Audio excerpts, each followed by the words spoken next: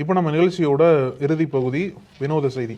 அதாவது வடிவேலு நமக்கு தெரியும், எல்லாமே பிரபலமான காமெடி சீன்ஸ்லாம் எல்லாத்துக்கும் ஞாபகத்துக்கு வரும். அந்த அளவுக்கு வந்து நம்மளை வந்து சிரிக்க வைக்கக்கூடியவர். தொடர்ந்து அவரோட மீம்ஸ் எல்லாமே பார்த்துட்டே இருப்போம் இல்லையா.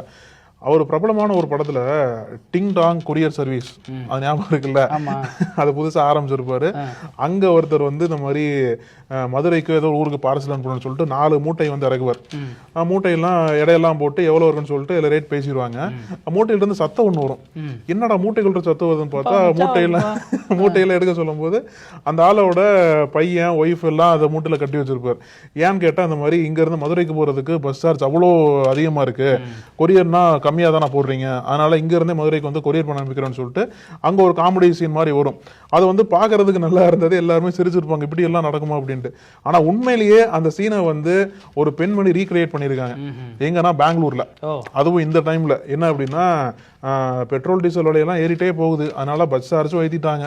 எதுக்கு நான் வந்து பஸ் சார்ஜ்ல அவ்வளவு செலவு பண்ணிட்டு எங்க அப்பாவை வந்து பஸ்ல அனுப்பிச்சு வைக்கணும், ஒரு மூட்டையில அப்பாவை உட்கார வச்சு கட்டி கொரியர்ல அனுப்பிச்சுலான்னு சொல்லிட்டு உண்மையிலேயே கொரியர் ஆபீஸுக்கு போயிருக்காங்க. அப்பாவும் உட்காந்துட்டாரு, மூட்டையில உட்காந்துருக்காரு, மிரட்டி உட்கார வச்சாங்களா இல்ல என்னன்னு தெரியல, அவரும் உட்காந்துட்டாரு போல, மூட்டையை தூக்கிட்டு போயிருக்காங்க. அப்புறம் இதே மாதிரி சத்தம் வந்து இருக்கு போல. என்னடா உள்ள சத்தம் வருதுன்னு அந்த மூட்டையை வந்து கழட்டி பார்க்கும் போது உள்ள ஒரு எந்திரிச்சு நின்று இருக்காரு. என்னடா உள்ள ஒரு ஆளை உட்காந்து இருக்காரு. பொதுவா கொரியர் சர்வீஸ்ல மூட்டை எப்படி தெரியுமா போடுவாங்க, தூக்கி தான் விட்டேருவாங்க.